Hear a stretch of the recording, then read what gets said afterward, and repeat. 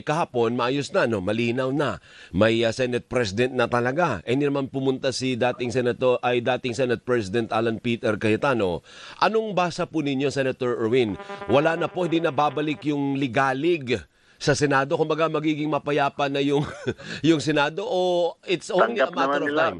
tanggap na nila, paring Alvin. Di ba, the mere fact na dumating yung tatlo sa kanila, sumipot sa kanila yung tatlo, ibig sabihin na they have already accepted the fact na may 13 kami. Di ba, sabi rin ni Senator Cayetano na bababa siya pag may 13. Ayun, may 13 nga si Joel Villanueva. Kaya nung hapon dumating si na Senadora Lawrence, Senadora Pia at sa Senadora Villar. which nagpapasalamat naman kami for them showing up, lalo si Senadora Pia, at talagang nagkaroon ng matinding back. So, nagpapasalamat kami na dumating sila. Sana yung mga iba pang kasama nila lumutang na rin at tumulong. Magtrabaho na lang kami, paring Alvin, kasi itong ginagawa naman namin, mga batas ito para sa bayan, hindi naman para sa mga sarili namin, kundi para sa ikabubuti ng ating bayan, paring Alvin. So do you expect na magiging peaceful na yung Senado moving forward, o may return of the comeback?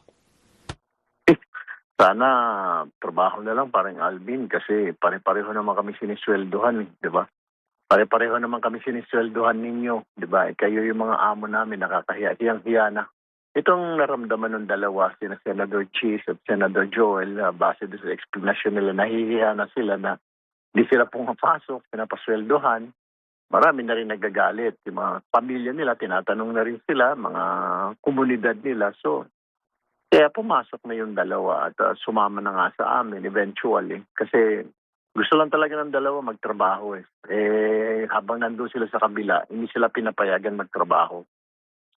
Okay. So ngayon, na kayo na po talaga ang malinaw na chairman ng Senate Blue Ribbon Committee, ano ang plano po ninyo? Kasi nung isang araw, bago yung special session ninyo, nagpa-press conference na naman si former Congressman Michael Defensor. At siyang nagkukumpas doon at naglilid sa mga kwentuhan ng mga dating bagman. Masasabi ko lang dyan, paring Alvin, hindi naman tama yon. Mukhang lumalabag na siya sa batas at pwede siyang kasuhan. Ayon sa aming mga legal sa Senado, pwedeng kasuhan si dating Congressman Mike Defensor ng usurpation of authority at nagpapanggap na miyembro ng Blue Ribbon. So bawal yun. Sana pakiusap lang muna, huwag niya nang ulitin yan, dahil kung hindi talagang magsasampa kami ng kaso laban sa kanya. At marami ng kaso kakaharapin ni Senator ni dating Congressman Mike Defensor. Ayun nga, yung may marami na mga issues siya doon sa nightclub niya na lang. Na-issue na kaagad siya, kanyang pamilya, tapos niya dadagdagan niya pa. So, wag na muna siguro, ano. With regards to the as a Blue Ribbon Chairman na paring Alvin, ay maging imbestiga tayo. Pero the question is, paring Alvin, iikot na lang ba ang mundo natin sa flood controls? Can't we move forward? Marami pa namang problema na dapat imbestigahan. Fine.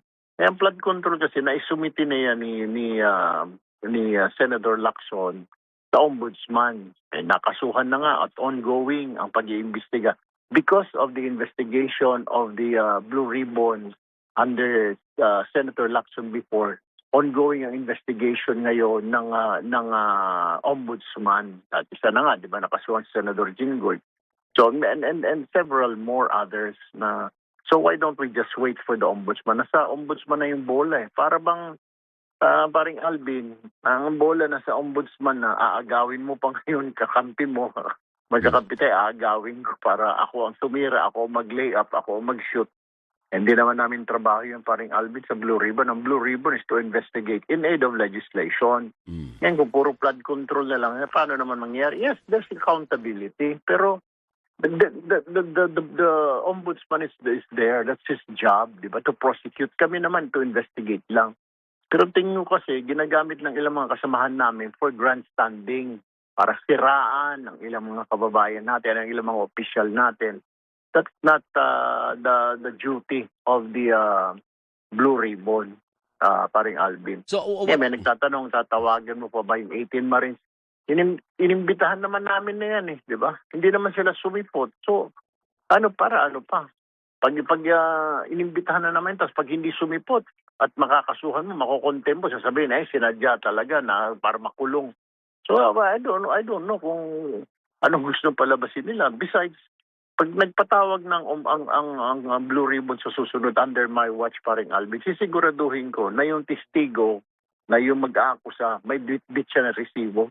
Hindi yung turo lang siya ng turo, ngunguso niya si ganito, si ganon, si ganyan, binigyan ng ganito, ng ganon. Ang tatanong ko, susunod ko na tanong, nasaan ang resibo mo? Kung binigyan mo ng pera, nasaan? Meron ka bang katibayan na binigyan mo talaga? Madali kasi mag-akusa eh. Madali mag-akusa, tapos madaling bawiin. So, Gaya pag ng wala, isang kasama na, binawi nila, di ba? pag wala, hindi ka pwedeng sorry magtestigo. Hindi ka pwede magtestigo or baka makontempt kita. O Oh. tapos magngangaw-ngaw ka, iiyak ka, sasabihin mo na pinag-iinitan ka, ayaw naming marinig yung kwento mo. Gusto namin marinig, pero you have to back it up with evidence. Parang wala ring iniwan yan na paring Alvin, di ba? May na-interview ka ng testigo. Anong katibayan mo na siyang pumatay? Tatanungin mo, pati mga investigador, gano'n eh. You have to have a solid evidence, a piece of evidence. Hindi yung tuturo. Narinig ko lang kasi, nakita ko lang kasi. Anong ebidensya mo Hindi, na ganito? hearsay. Gano'n? Hearsay yun. Hearsay ang tawag dun. Oo. Ano ba ginagawa nila paring Alvin, di ba? Puro hearsay. Kaya nga, mas magiging tougher ang Blue Ribbon ngayon. Bago ko humarap din, hingihan kita ng affidavit. Hingihan kita, pag nag-aakusa ka sa tao, anong resibo mo? Bigyan mo ako resibo. May pinirmahan ba? May litrato ka, hindi litrato lang ng harap ng bahay. Litrato na inaabot mo yung kwarta doon sa tao o yung kanyang received copy na nireceive niya yung pera. Pag may mapakita ka, well, fine. Tapos pangalawa, hindi na ako tatanggap ng mga surprise witness na, meron pala tayong testigo. Nandyan na, biglang lumutang dito. No, can't do. Hindi po pwede yun. Bawal sa rules namin yun na bigla na. Kasi nangyari na kay Gutesa eh. May testigo na lumutang. Biglang ngayon, di naman na mahagilap. Kailangan, yung testigo ay magpakita, magpahayag, magdala ng affidavit na may kinalaman po talaga ako. Opo. Okay? Senator, Hindi yung bit-bit lang ng isang kasamahan namin. No, may surprise witness ako, nag-antay sa labas. Opo. At saka number 3, bawal na i-coach ng kung senador ang kanyang testigo. Kung testigo naman niya yun, hindi siya pwedeng tumayo doon at sasabihin niya, basahin mo ito, nasa line 54. Dapat hindi siya nakikialam. So, medyo hihigpitan natin ng konti. Ayaw natin gawing parang palengke o circus ang Blue Ribbon, paring Alvin. Pero ang gusto mo bang mangyari, and correct me if I'm wrong, mag-wind down na. Kung tapusin na ng Blue Ribbon, Exactly. ang flood control. Yung 14 na yan, yung 18 na basurero na yan, or I'm sorry, na bodyguard na yan, nagsumite na sila sa ombudsman affidavit nila eh. Ano pang sasabihin na? Wala naman na sinabi, sasabihin bago. May bago nga pala, inatras-atras na, binawasan nila ng mga tao, inalis nila yung mga ilang kasamahan namin dahil kasama na nila. So, tama ba naman yun? Kaya kung may bagong testigo ng sinabi, si ganito, si ganon, sige, larga.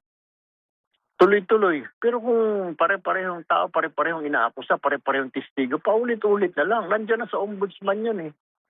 Sasabihin ko na lang, Alvin, then go to the ombudsman, file the case against this person. Kung kunwari, yung isang tao na na-mention na nung sa flood control dati, mami-mention na naman yun. Same banana, same case, flood control. Ibang tao lang nagsasabi. Isasabihin ko lang, doon ka na lang pumunta sa ombudsman. Bakit kailangan pa imbestigahan na ito?